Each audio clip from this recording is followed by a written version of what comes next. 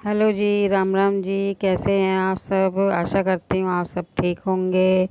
तो अब हम करते हैं कार्तिक माह का 29वां अध्याय शुरू। राजा पृथु ने कहा, हे मुनि श्रेष्ठ, आपने कलह द्वारा मुक्ति पाए जाने का वृत्तांत मुझसे कहा, जिसे मैंने ध्यानपूर्वक सुना है। नारद जी, यह काम उन दोनों नदियों के प्रभाव से हुआ था। कृपया यह मुझे बताने की कृपा कीजिए। नारद जी बोले, हे राजन, कृपया नदी साक्षात भगवान श्री कृष्ण महाराज का शरीर और वेणी नामक नदी भगवान शंकर का शरीर है।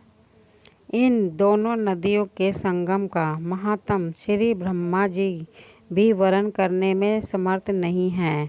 फिर भी चूंकि आपने पूछा है, इसीलिए आपको इनकी उत्पत्ति का वृत्तांत सुनाता हूँ। ध्यान पूर्वक सुनो।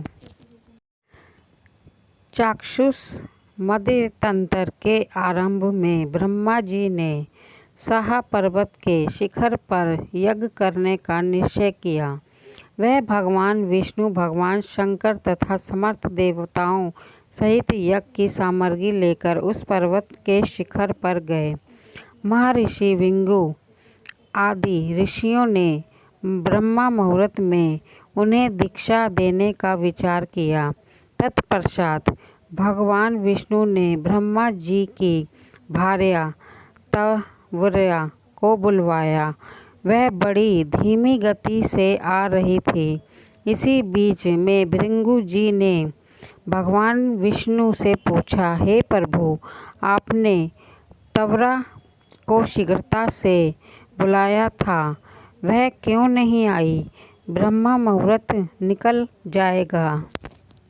इस पर भगवान विष्णु बोले, यदि तव्या यथा समय यहाँ नहीं आती है तो आप गायत्री को ही स्त्री बनाकर मानकर दीक्षा विधान कर दीजिएगा। क्या गायत्री पुण्य कर्म में ब्रह्मा जी की स्त्री नहीं हो सकती? नारद जी ने कहा, हे राजन, भगवान विष्णु की इस बात का समर्थन भगवान शंकर जी ने भी किया। यह बात सुनकर भृगु जी गायत्री को ही ब्रह्मा जी के दाईं ओर बिठाकर दीक्षा विधान आरंभ कर दिया। जिस समय ऋषि मंडल गायत्री को दीक्षा देने लगा, उसी समय तव्या भी यज्ञ मंडल में आ पहुंची। ब्रह्मा जी के दाहिनी ओर गायत्री को बैठा देखकर ईर्ष्या से कुपित होकर तव्या बोली, यहाँ आप पूज्यों की पूजा और पूज्यों की अपरिष्ठता होती है। वहाँ पर दुरु, भृश, मृत्यु तथा भय तीनों अवश्य हुआ करते हैं। यह गायत्री ब्रह्मा जी की दाईं ओर मेरे स्थान पर विराजमान हुई है, इसीलिए यह अदृश्य बहने वाली नदी होगी। आप सभी देवताओं ने बिना विचारे इसे मेरे स्थान पर बिठाया है, इसीलिए आप सभी जड़ रूपी नदियाँ होंगे। नारद जी राजा पृथु से बोले, हे राजन, इस प्रकार तव्या के श्राप को सुनकर गायत्री क्रोध से आग बबूला होकर अपने ओठ चबाने लगी। देवताओं के मना करने पर भी उसने उठकर तव्या को श्राप दे दिया। गायत्री बोली, तव्या, जिस प्रकार ब्रह्मा जी तुम्हारे पति हैं, उसी प्रकार मेरे भी पति हैं। तुमने व्यर्थ ही श्राप दे दिया है, इसीलिए तुम भी नदी हो जाओ। तब देवताओं में खलबली मच गई।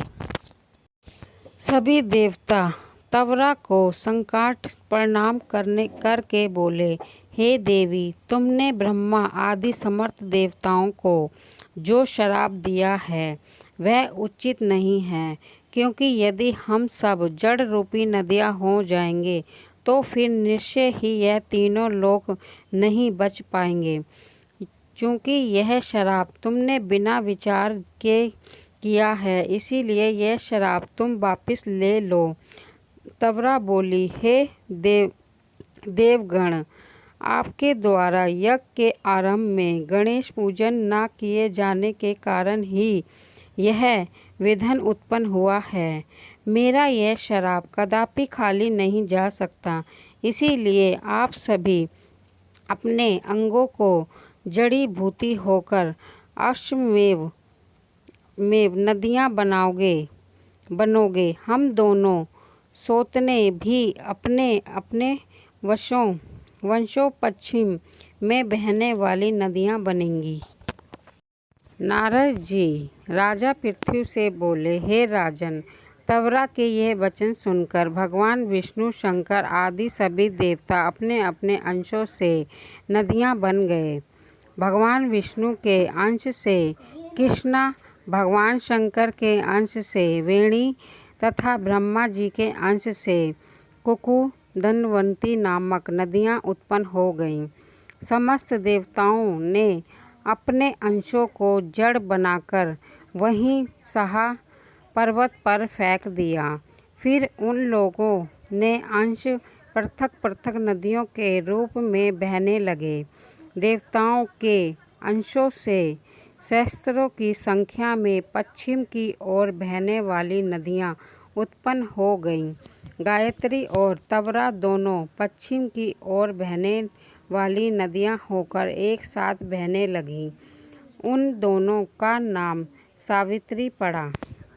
ब्रह्मा जी ने यज्ञ स्थान पर भगवान विष्णु तथा भगवान शंकर की स्थापना की। दोनों देवता महाबल तथा अति बल के नाम से प्रसिद्ध हुए। हे राजन, कृष्णा और वेणी नदी की उत्पत्ति का यह वर्णन जो भी मनुष्य सुनेगा या सुनाएगा, उसे नदियों के दर्शन और स्नान का फल प्राप्त होगा। ये था हमारा 29वां अध्याय कार्तिक माह का। आपको मेरी कथा कैसी लगी? अच्छी लगी तो मेरे चैनल को subscribe and like and share करें, ताकि आपके साथ साथ औरों को भी इस कथा का लाभ मिले। धन्यवाद।